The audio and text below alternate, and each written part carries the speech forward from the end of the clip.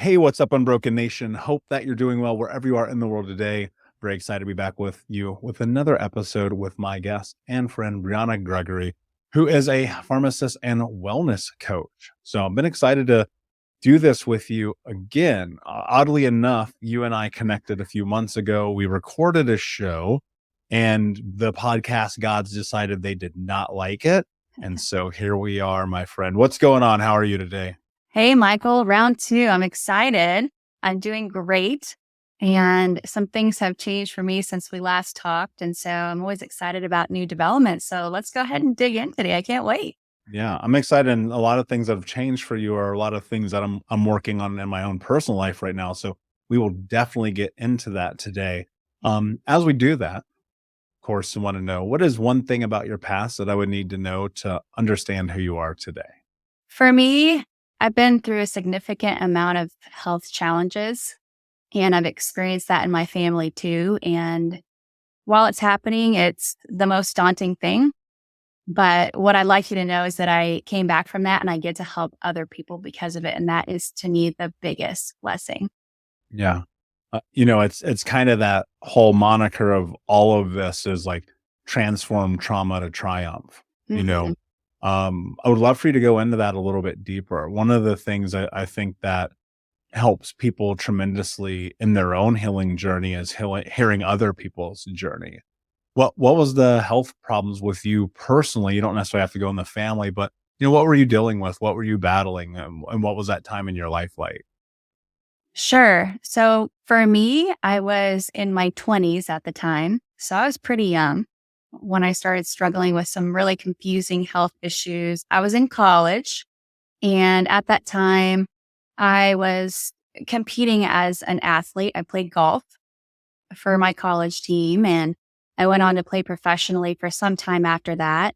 And these health issues continued on that journey with me. I actually took a trip to Europe when I was in my mid 20s. And while I was over there, I got quite sick, but it kind of happened slowly. So I didn't know what was going on. I was really having a lot of gut issues, a lot of constipation, for being real, things that were not comfortable, especially when you're traveling. And then when I came home, I started feeling like I was having very low moods. I felt like I was being just stabbed in the gut with a Mm, dagger, in the fetal position on my bed. And of course, as an athlete, you can't function like that. I literally have to lay on my bed in the fetal position with the lights off for most of the day. And for anyone who identifies with their sport or their career, or whatever that might be, that really takes a toll on you because I wasn't able to do and be physically active doing what I love to do every single day for several hours. And so I really didn't feel like I was getting answers because I was getting bounced around from doctor to doctor, specialist to specialist. And I really wasn't getting much resolution, if we're being honest. It was a lot of prescribing this med, prescribing that med, but then that med had this side effect. So you need another med. It was that type of journey for me. So that, I learned a lot from that. But I was blessed to come in contact with a functional medicine practitioner who looked at my whole body and said, your gut is connected to your brain, is connected to your cardiovascular system and the way that you detox and all this stuff that at that time was like whoosh, way over my head. And I was even pre-med at that time. So I wasn't being taught this stuff and I was overwhelmed. So imagine how everyone else is feeling. I know I'm certainly not the only person that has gone through something like that. But when I met this functional medicine practitioner, which essentially looks at how the whole body functions as one, my eyes were completely opened. I was never taught that. I didn't understand that you couldn't treat these systems in a segregated way. It's all connected. So there was an explanation for what was happening to me. Turns out that when I took that trip to Europe, I actually just got a bacterial infection in my gut. And all of these other symptoms ensued that led me to literally a heart surgeon told me that I was going to have open heart surgery to have a vessel that wraps around my heart fixed. And then the gastrointestinal doctor wanted to do another surgery. So unfortunately, this is a common story. I'm not the only one. And several people get bounced around without feeling encouraged by the medical system. Instead, they end up feeling discouraged. Yeah, I mean, I actually relate to that a lot because when I was 28, 29, I got incredibly sick. Now, here's what I will say about that is probably it is my fault because of the diet, the lifestyle, the way I was consuming coffee, alcohol, drugs, food. I mean, my average dinner back then, and you're talking about 10 years ago, like I would just eat a frozen pizza with a half a bottle of wine, and so I started getting sick, right? And I I will say this, growing up in the Midwest, no one ever taught us about nutrition. I probably didn't have a salad for the first time till I was 20. I would be willing to bet somewhere in that window, right?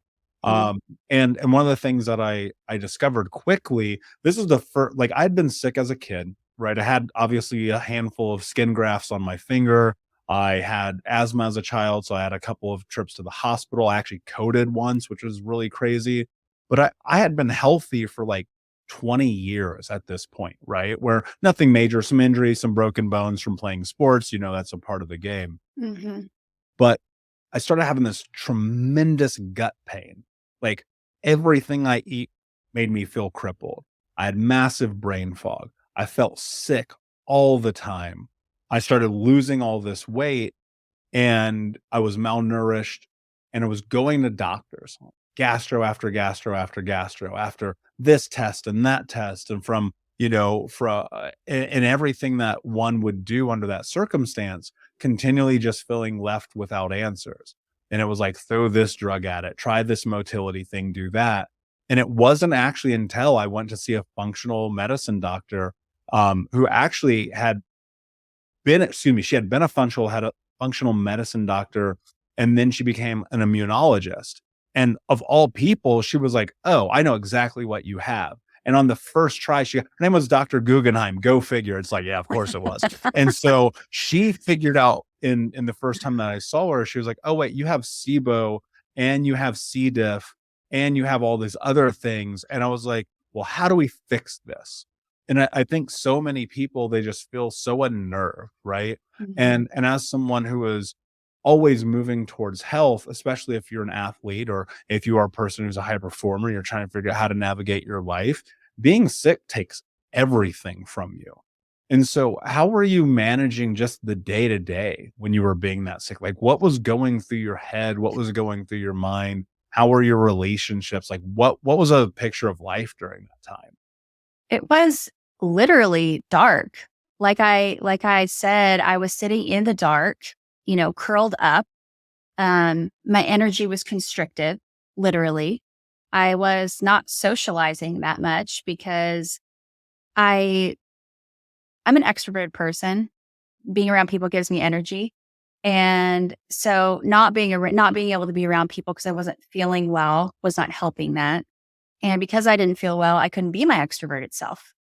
Right? So my relationships, they were suffering and I was isolating to a certain extent. I think the biggest thing for me was that I felt like my identity was compromised Mm, because I was not playing golf well either. I still had to practice, I got to a certain point where when I was playing professionally, my paycheck depended on that. And not being able to practice and put in the time and show up fully, not being able to do that was crushing my identity, compromising my identity. So I think that was the hardest thing, coupled with not having answers, which is overwhelming. It's frustrating and it's discouraging. And that's kind of the picture of how I felt. I felt like a number, or the picture that's coming to my mind is like a pinball machine, right? Bing, bing, bing, bing, bing, bing, between all these different doctors, but no answer, just getting bounced around. That's how I felt. I felt lonely. mm. Yeah, I resonate with that a lot, and it makes me think of that old adage, that a sick man only has one wish. And, I felt that so much. And, what's interesting too is like looking at the fact that you had spent all of this time in school, like learning pharmacology and trying to understand human biology and still not having answers. And I think so many people suffer through this where they're like, I don't have any answers. I don't know what to do. And it feels like giving up. Did you ever have that moment? Did you ever feel like, why am I even bothering with this? Why not just give up? Like, how are you managing just the thoughts in your own head? Where I really felt the most discouraged was on the athletic front. And, it doesn't matter if someone's an athlete or it's their career, right? It's whatever they're identifying with, starts to get compromised. And that's how I really felt the place in my life it was taking the most toll was that. Mm, And I felt like, well, there's so much competition out there, speaking golf wise. I don't know how I'm going to perform. I don't know if my performance is going to be adequate. And that's actually where I felt like giving up, like it was too hard. It was discouraging. Like every day going to practice is an uphill battle. And for those people that think that you don't have to run and train, for golf, that's not true. You do. There is a lot of demanding physical training involved in golf. And so there's that portion, but there's also a big mental component, right? People will say that the most of the game is played between your ears. There's such a psychological component to your performance that was starting to take a toll on my psyche. My dipping health was taking a toll on my psyche. And I think that was the biggest thing. I was still going through school. I was still getting my degree. That's what it was. And at that time, I was almost, naive in the fact that you're drinking from a fire hose with what you're learning. So you're just doing as much as you can to perform well on tests. At least that's how it was for me. I wasn't necessarily second guessing my career at that time. I was second guessing, or my medical career. I was second guessing my career in golf and my physical performance because I wasn't physically performing feel well. mm. Yeah, I mean, how could you? Yeah. What was the resolution? Like, how did you? Because obviously this starts to play a role in what you do now, which we'll get into. But what was the resolution? Like, as you're sitting with this functional medicine doctor and they're like, okay, we figured this out. What was the protocol for So the first thing was to go through an elimination style diet, which I'm sure you've went through and you're very familiar with done because it? yeah, by the time that you end up um, to the point where you're just really feeling like trash, if we're being honest, it's because you do have trash built up in your body. So you got to get it out, right? So there's typically some sort of an elimination or a detoxification stage that we start with. And that's where my functional medicine practitioner started with me. She started weaning me off of some foods that aren't bad for you. For example, like tomatoes, right? That can, if you're not in the right state physically, cause a lot of inflammation or your body might not respond to it. So she was taking me off these foods. I didn't really understand why, but now I do. So she was peeling me off a few at a time, definitely took me off of gluten. That was like a non negotiable. Again, hadn't even heard of gluten at that time. No one told me it was inflammatory, that it wasn't digestible, all this other crap. Um, so I was like, oh, okay. So I have to come off gluten. Like, what do I have to do that for like 5 days? No, you're going to have to completely cut that out. And I think at that time, she was making me commit to 1 to 3 months, something like that, of cutting out gluten. We found out later that because I had that H. pylori infection, which is a bacteria that is pretty commonly takes over our lungs and our gut and things like that, had completely grown out of control, which is what was causing me the pain because no one was looking for it. So all Mm, these months I was bouncing around, no one was testing me for a bacteria. All I had to do was breathe in a bag that she sent to my house, send it back to the lab. And she called me and she said, this is one of the worst H. pylori infections I've ever seen. Because this is so far out of control, the entire mucosal lining of your gut has now been stripped. And this is why you have to come off gluten completely. So I didn't know I was gluten sensitive. I'm highly gluten sensitive. I've been off gluten for 15 plus years now. And I even recommend that the majority of my patients come off of it. You still have to enjoy what you eat, right? But there was a lot of food elimination on the front end. And then I had to go back in and repair my gut and repair the damage that bacteria had done to my gut by healing it with certain foods. And, at that time, I didn't know about a lot of the modalities that I do now that are more natural approaches to healing it. But because that bacterial infection was so out of whack at that time, I did have to go in with antibiotics and treat it, which if you get in a pinch, absolutely, I recommend it. But as you and I know, we both feel like they're highly overprescribed and they can cause a lot of problems down the line. So it was rounds of medication, it was food elimination, and it was a lot of patience because, Mm, I didn't get there overnight. So I wasn't going to heal overnight either. yeah. And it is like, and it's discipline too, right? Because it's Hmm. like everybody's eating chocolate cake, and you're like, I'm just gonna sit over here and not do that because Right. it's I'll gonna just watch produce. you. I'll live vicariously. Yeah, and that might be the hardest part of it too, right? Especially in like social circumstances. Hmm. And I agree with you on the antibiotic front. I mean, we come from the generation of every single time you got sick, here's an antibiotic. And that does not play a very good role in gut health. And even now today, I think about it, if I have to even get remotely close to antibiotic, I'm like, that is last ditch effort, keep that away from me. But Right. then again, that comes from because I had an antibiotic resistant experience with C. diff, Hmm. and that almost, that kills 500,000 people a year, right? And it's like I was, no pun intended, I was very I was very concerned. I was like, man, I might actually die on this health journey. And it messed with my head so badly because what happened is I started developing like almost a psychosis, right, around food, around everything I would eat, around everything I would be around the everything I'd put into my body, where I was like, I was so fearful. And the thing that really I leveraged, that I think played a great role in this journey, I was just like, I'll be able to get through this. In Buddhism, there's a phrase, this too shall pass. And I think about that a lot because it's like, when our bodies get sick or they get out of balance, they want to heal.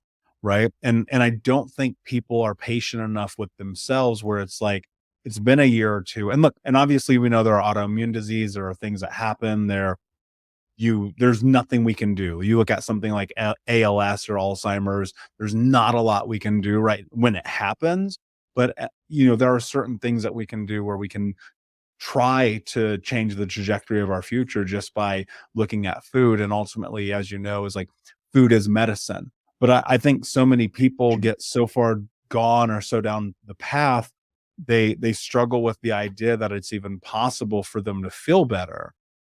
When you're working with people, because obviously now one of the big things that you work with is around wellness, like, what are some of the things that you're sharing with people from your own journey to kind of give them permission to go down this path? That's a great question. And because I work in the health and wellness space, I fortunately get to try most of the things that I put my patients on. If we're talking about prescription medications, which the prescription medications I work with are not, quote unquote pharmaceutical drugs. They're compounded medications because I'm a compounding pharmacist. And so what we're doing is we're replenishing what the body is deficient in. So that's why I kind of get to try a lot of these things. Um, when we're replenishing what the body's deficient in, then the body sees those as its own. So, for example, let's just say a hormone or a peptide or something like that, our body makes those. So, for me to try that and see how I react and to see how I do on it, to see how I heal, to see how my energy changes, to see how my brain fog lifts, to see what side effects I have is tremendous and relatable for my patients. And I say that because a lot of times I will talk to patients on the phone who are on board with a more, whole or holistic or functional or integrative method of healing, but they're still apprehensive. They still want to know why they haven't seen this commercial on TV for this medication that I'm recommending. And so, I listen them out and I tell them, hey, you know, at the end of the day, it's your choice and you have to feel confident in your treatment because if you don't get behind your own treatment, it will inhibit your treatment. But what I do want you to know is that I'm also on this medication that's been prescribed for you, and here's what it's done for me. And I don't always have to go into my whole story, but for them, that gives them a tremendous amount of faith and trust in me. And honestly, one of the biggest drivers for me in what I do is building trust with my patients and encouraging them to be informed and to understand what they're taking because I always felt like when I was getting ran through the system, no one was explaining anything to me. It was symptom, drug, symptom, drug, symptom, drug. And I want my patients to be informed enough that when they go home, that they know how to recognize their symptoms or recognize side effects or adjust their dosing if they need to. But I'm in a very privileged space where I get to take a lot of the things that my patients do. And so I get to share my own personal experience with them. And then they say, wow, you take it? Oh my gosh, yes, please feel it, And that makes me feel good because then I do feel like they trust me. Yeah, and given the fact that we live in one of the very few countries in the world where pharmaceutical ads can be played on television, it's like I saw something the other day and it was like, take this if you're depressed, but if you get suicidal, stop taking it immediately. I was like, what the are we even talking about right now? Right. And I think that's so true of the medical system in this country as a whole, where it's like, here's a symptom, try this medicine, probably actually isn't going to work, and so much of it can if you find the right thing. But Mhm. we're a lot of times I feel like we're lied to and we're just being marketed to consistently in a way that is actually detrimental. And when people, food is medicine. I'm gonna say that probably multiple times today. When I look at my life when I was when I will say I was depressed, I was anxious, I had massive brain fog, and I look at my diet, there is no question why. Between the processed foods, the alcohol, the sugars, the high fructose corn syrups, the dyes, the colors, the caramelizers, the all of the things, the lack of whole and nutritious foods, it's no wonder. And it's like, obviously, this isn't necessarily a conversation about food, but a huge part of this is because wellness starts there. I believe this. I believe that wellness starts with what you put in your body. And when I was at my least well, it was when I was putting the worst in my body.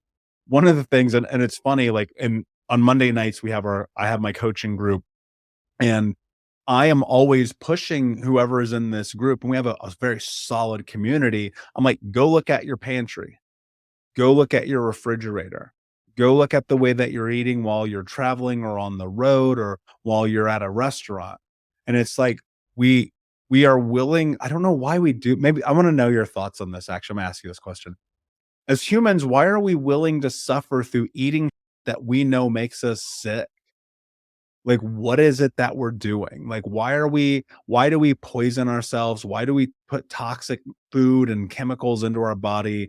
And we have this moment, it's a satiating mouth pleasure. Like, I used to eat chocolate cake for breakfast, right? And it's like, yeah, you're 350 pounds. I wonder how that happened, dude. Right?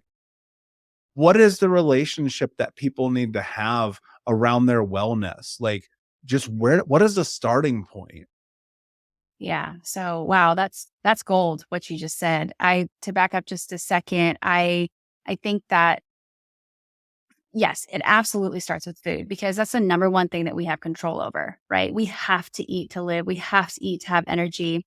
And it's actually really hard to stay sick. And yet at the same time, it's easy because we live in a really toxic world and environment. But what's shocking is that our body is so good at keeping us alive. I mean, we come in contact with so many different bacteria and viruses and things every day that our body fights off and we're fine. But we'll put that food in our body. We'll put that nasty lotion on our skin. We'll put Mm, toxic makeup. We'll use toxic household products that make it feel like an uphill battle to heal. That's what makes it kind of easier to be toxic is we're surrounded in a toxic environment, even if we're putting healthy food in our body, right? So it's everything. It's not just what we put in our body. It's what's in our environment, what touches our skin, everything that our body comes in contact with. I think that one of the main reasons why people will continue to eat that crap, right, or drink a lot, these types of things, smoke, um, is because we get a dopamine hit and we get a sugar high. And our body, after doing that, our mind, after doing that several times in a row, says, I really like how that feels right after I do it. So I'm going to keep going back for it and going back for it and going back for it. And now you've created a habit. And that reward is a dopamine surge or a sugar high. It's almost like you forget what happens when you crash after that, right?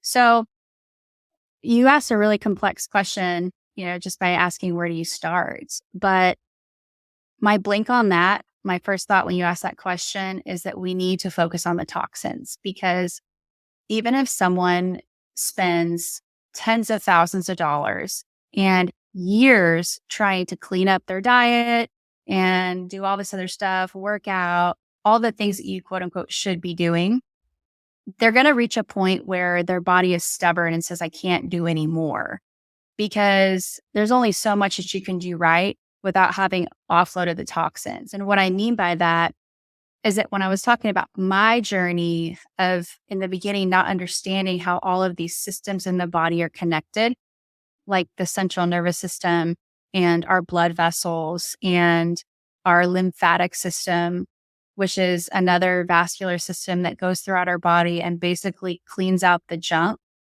When I didn't understand that, I didn't understand that toxicity and detoxification was important. So all of these systems have a very, very intimate relationship, in the fact that they're intimate because they sit really close in proximity together in the body. So a lot of times patients will come to me and they say that they've tried everything. And then I ask them certain questions about kind of their environment or what they're putting on their skin, or the toothpaste, things like this that they're using, or describe to me, do you ever feel like you're toxic? Oh yeah, I feel nauseous all the time. I mean, I have brain fog. I can't remember where I put my keys. It's this type of narrative. And I say, well, we need to have a conversation about detoxification, because the blood vessels and the lymphatic system, the lymphatic vessels, which is like the sewage highway of the body, is required and important for pulling toxins out of the tissues and then getting it out of the body. But if we have blockages throughout that lymphatic system, it's what I call a lymphatic jam. Nothing's moving. So to make this more understandable or relatable, imagine if you didn't go number 2 for a week. How would you feel? Extremely toxic, right? Because the toxins are backing up. That gateway out is being backed up. And so those toxins have to go somewhere. And what's interesting about this is that a lot of times it's the people that have really stubborn weight loss issues, like they've done everything, but they're still struggling to lose weight. I usually find that they struggle with toxicity because their body, for one, can't get the toxins out, which we have methods to kind of push it out, but their body at that time is not equipped to push it out. And so again, the body's smart. Its number one job is to keep us alive. So a lot of times what it will do first is it will pack on water or water weight to dilute the toxins so that we don't get directly exposed to those toxins. That's why a lot of times when you go on a weight loss journey, you might drop a lot at first because you're losing water weight, and that's first what's dropping off. So always focus on the toxins around you, because, we live on planet Earth. Doesn't matter where you live, you're going to be exposed to a lot of toxicity. Again, in the form of the environment, or what you're eating, or where your food's coming from, or, the lotions, the toothpaste, cleaning household products are just a few examples of where this can come from. And they can be very detrimental and a permanent roadblock to your healing until you simply remove them from your daily routine or environment. Yeah, so true. I remember one time this actually really changed the way I think about a lot of just products in general. My girlfriend's mom, I was ex-girlfriend, I should say. I was like, I don't know, 26 or so. And we were at her house and they had like all these like natural products, things I'd never seen before. And I remember using her lotion and it was like a coconut based lotion. I was like, that's weird. Cause again, I grew up in Indiana. I lived in Indiana. We don't have coconuts in Indiana. Let's be very clear about that. And I'm like, tell me about like, what is this about? And it's like all natural ingredients and all these. And I asked her, I was like, why do you have this in your house? And her mom said to me, because it's as natural as you can get. It was just like coconut oil lotion, right? It was like the ingredients was coconut. That's it. That was the ingredients. And she said something to me that was so profound. It has sat with me and it influences everything that I do in terms of what I put on my body every day.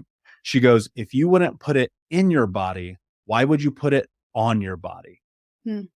And I thought to myself, that's really incredible because I'll put coconut oil in my body, but when you start looking at some of the ingredients and chemicals in some of these things, it's like you would never dare swallow that. So why would you put it on the largest organ that you have? Most people don't recognize or understand that the skin is actually the largest organ and they are kind of nonchalant about it. But it's like you have to be very cautious about this.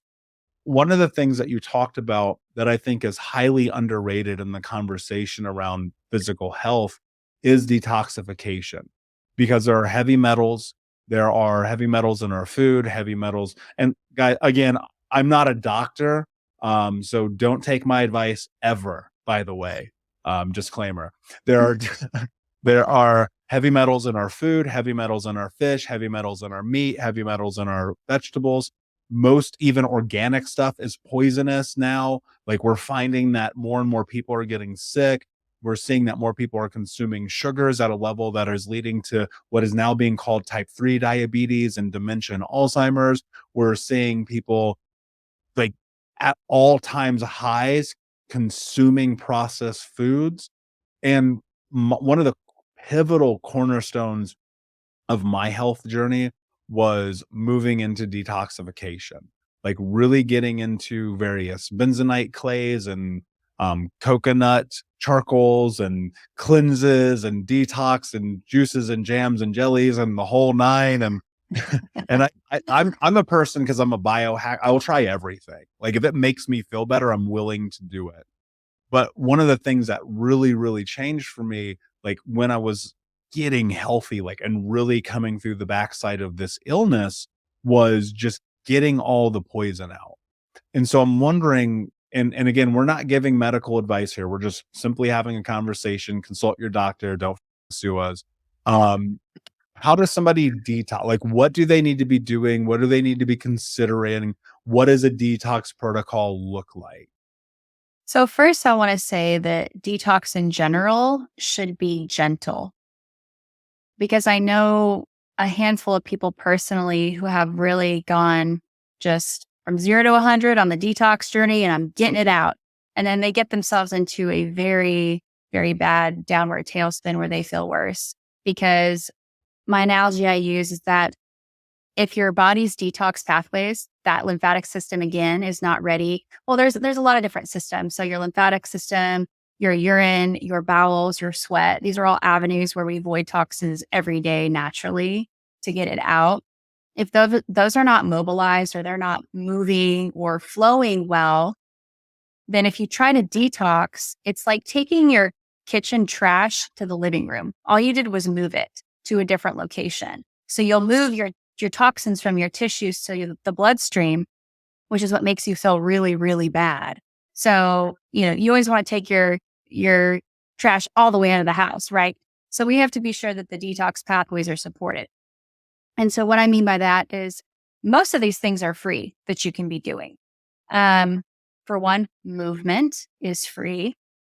Especially for someone that's overweight, running is probably not an option if they're significantly overweight. So walking is one of the best things that you can do for your cardiovascular health, but also to get your lymphatic system moving, to get that flow starting so that when you do start detoxifying with supplements or medications or whatever that might be, that then your body's prepped to do that.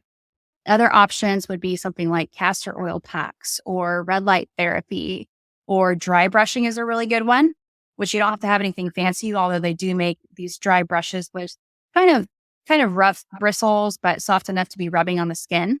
And you can rub them over the lymphatic areas, which you should be under the supervision of a healthcare professional that knows how and when to do this. But it's very easy. You can do it at home every single day. And that physically mobilizes those toxins. So just like when you go get a massage, right? That's some sort of a manual manipulation that is getting things going, which is why they say when you come out of the room, they have that little cup of, cucumber water. Be sure you drink a lot of water after this massage because they want to help you flush it out. So it's really important to utilize your free resources. Always stay moving. But it's also important to focus on liver detoxification because the liver is one of the biggest organs that is so crucial in our detoxification process and breaking down medications, breaking down other toxins, breaking down supplements, breaking down food, really breaking down anything into a form that can get it out of the body.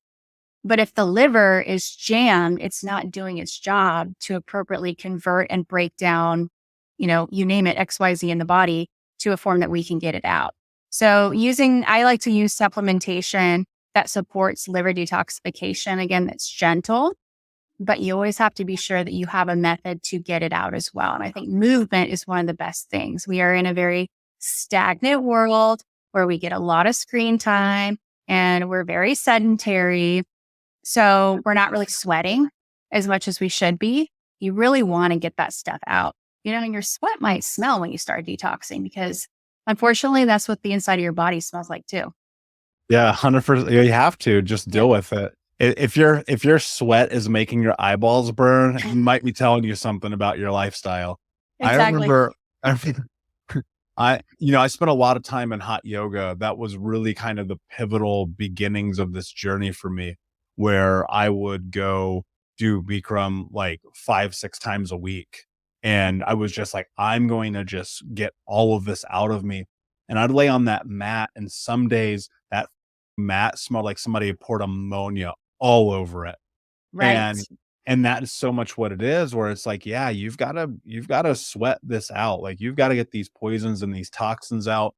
This is the same reason why when you look at longevity studies, you see that people who are active typically live longer. That's not by accident. When you look at people who live in the blue zones, their diet is the key indicator of whether or not they're gonna be centenarians. And it's like I always go back to one of the things Tony Robbins says that I really try to bring home for myself. It's like success leaves clues. It's like if you see all of these people having this thing over here, when are you going to allow yourself that as well? And I think one of the really difficult parts about this, Brianna, is like most people feel like they don't deserve help. Mhm. Right, and I think a lot of it's indoctrination. I think a lot of it's the way that they witness their parents being. Our parents are the unhealthiest generation ever, period. I don't care what anybody says. They all smoke cigarettes, they all drink Pabst Blue Ribbon every single day. They put us on, Hot Pockets and Coke and whatever nonsense we were eating as children because we're latchkey kids and nobody cook. And so it's like what I love here's what I love about the access to information that we get with the internet. People are actually starting to finally really truly understand how to take care of themselves. But there's a mental component to this, and this is kind of what prompted my question a few minutes ago. And it's like, how do we how does someone give themselves permission to be okay with being healthy? Mm. Yeah. Well, I think that for one, giving yourself the permission and the space to understand that specifically if you have a long ways to go until healing, that it's going to be a journey. So understanding that. And sometimes it is important to work through those childhood blueprints or traumas that literally manifest as a physical block to healing. And it's interesting that you kind of asked that question preemptively because a lot of times when we have multi step regimens to heal people, and they can be doing really well, but there's one linchpin at the end.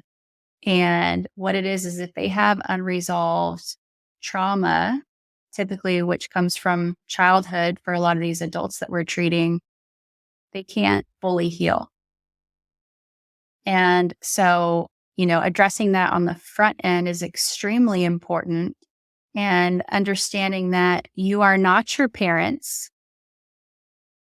Every human is completely deserving of encouragement and healing and living a high vibrating, energetic, vivacious lifestyle. And I'll bet if you ask the majority of people that if they know what that feels like, they would probably say no. Because just like you said, they haven't given themselves the permission because they haven't been given the permission that it's okay to heal and to be well. I mean, what if we lived in a world where our positions were flipped and instead of looking at someone and saying, wow, they really have a lot of energy, what if we said, wow, that person really doesn't have a lot of energy? Instead, the people that are actually feeling well and they're energetic and vivacious, those are the ones that stick out. I wish that the world was flipped on its head in that way, because most people, when you run into them, you're walking down the street, whatever it is. Oh, hey, how you doing today? I'm okay. Are you really okay? Well, I didn't sleep well last night. My back still hurts. This is aching. I don't feel good after anything I eat. You know what I mean? Like, we just get accustomed to it because, like you said, we don't give ourselves the permission. And we have to take responsibility and ownership for our own healing, because for one, it stops with us and starts with us. And two, no one else is going to heal our body for us. We have to do that work. But there's nothing that feels as good as feeling well. Would you agree with that? After all the decisions that you made, right? The trade-off for feeling well, it's unequivocal. Yeah. I mean, even, and also because of my schedule, because of the podcast, because of speaking on stages and masterminds and events and running my own events and writing the next book and constantly navigating the ins and outs of life and trying to take care of myself. It's like, I can't do that if I'm sick. I Mhm. can't do that if I feel unwell. I can't do that if I'm inflamed. I can't do that if I'm full of toxins. And so it's really, I think it's imperative to a lifestyle that you want to live. And I'm not saying, look, if I want like junk food, I literally will just make it myself. And that's something that I've become really like. If I'm like, I want chocolate chip cookies, I go in the kitchen with almond flour and the non-toxic chocolate and coconut sugar and xanthan gum, and I make some chocolate chip cookies, okay? And it's like, because I had to work for it, it also makes them taste better. And so it's like, I'm human. Am I gonna have a cocktail on the occasion? Yeah, 100%. Am I gonna stay in the bed and like sleep in sometimes? Yeah, I'm definitely gonna do that. I'm still a human. I'm not a freaking robot, even though people would argue that with me. And ultimately, I think it's really about like it has to become the occasion, not the norm. And again, for me, and going through a huge transformation physically, to be at one point 350 pounds, wearing a size 48 shirt or 48 pants and a size 4XL shirt, and today be like a large shirt and size 33 pants, I also know that my chances of dying from a heart attack when I'm 50 are exponentially smaller. And so I think one of the really, really difficult parts about this is that people who have had traumatic experience don't feel like they are worthy of health. And my hope is that they can find the space to feel that way, but it's only going to happen by them showing up for themselves, by making the small incremental changes. Because this wasn't an overnight journey for me. I didn't go from smoking 2 packs a day to zero just because I was like, I'm not going to smoke anymore. It was like, all right, I need to figure out how to get to this place to love myself enough to not want to kill myself. And like, really, if you think about it, the food you put in your body, the liquid you put in your body, the cancerous causing tobacco products and vapes and like that, you're making a cognizant decision or even an unconscious decision, depending on where you're at in your journey, to poison yourself. And that is killing you. And I think that if you can find the willingness to love yourself just one step at a time, it's like, don't eat French fries because they're carcinogenic, and instead order the baked potato. You can still like, and I would even say sometimes baked potato is even better. Anyway, that's a diatribe. My point is this: it's like, get to this place where you just make the little small changes, because in the nuance is where you grow. Perfect. Absolutely. And to be clear, social media, although, you and I both have social media and we need it to promote our businesses. And some people have it because they want to stay in contact with people across the world, whatever. I'm not dogging social media, but social media is toxic to a high extent, right? For So for sure. some people, that might look like, hey, you get rid of your Facebook or your Instagram, because there's no way you're going to heal if you already don't give yourself enough permission. If everyone else around you on their perfect little lives on social media looks perfect, because their journey was not easy either, right? So eliminating that type of false information or those type of triggers is also really important. That's also a form of toxicity. Giving yourself permission to, one, heal, setting a really intentional goal, like, I want to take a trip to Mexico in 8 months and I want to lose 20 pounds. That is totally doable.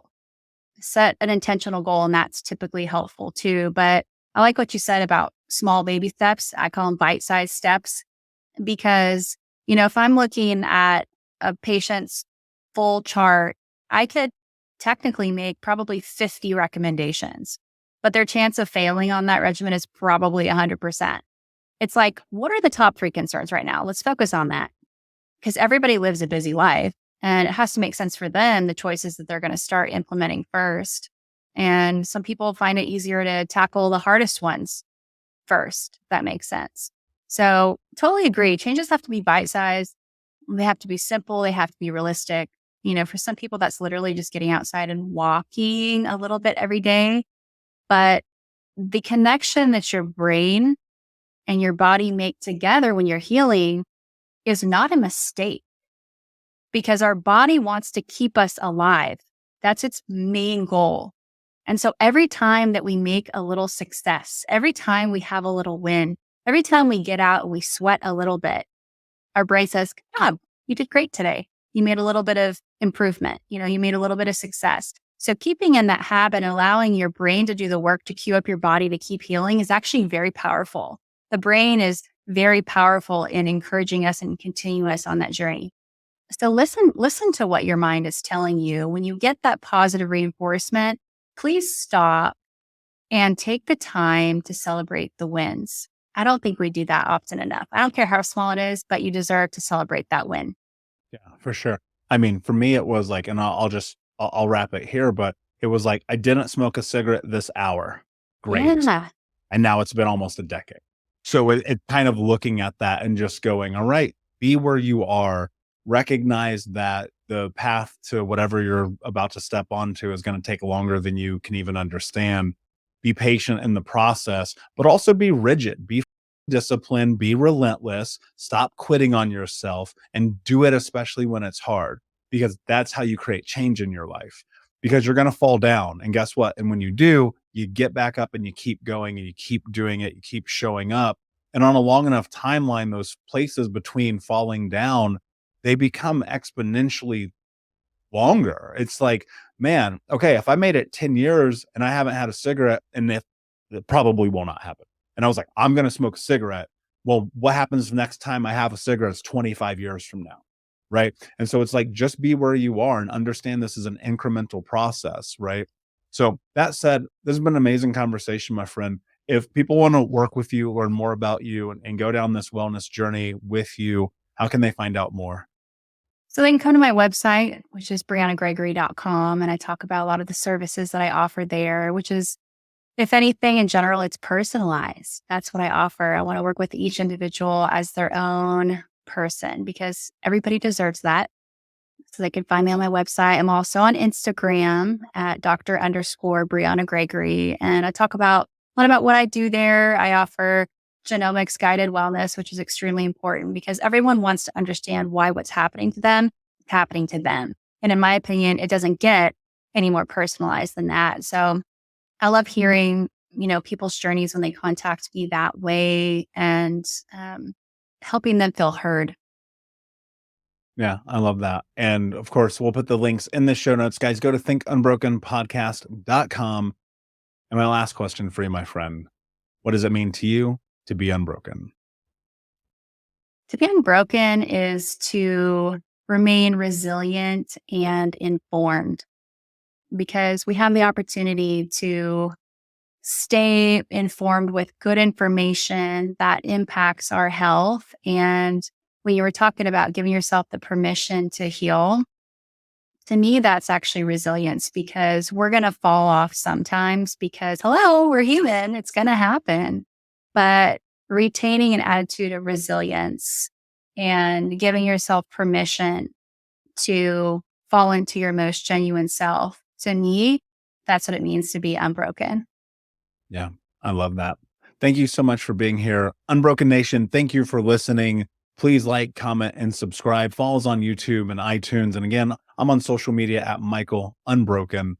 And remember, every time you share this content, you're helping other people transform trauma to triumph, breakdowns to breakthroughs, and to become the hero of their own story. And until next time, my friends, be unbroken. I'll see you.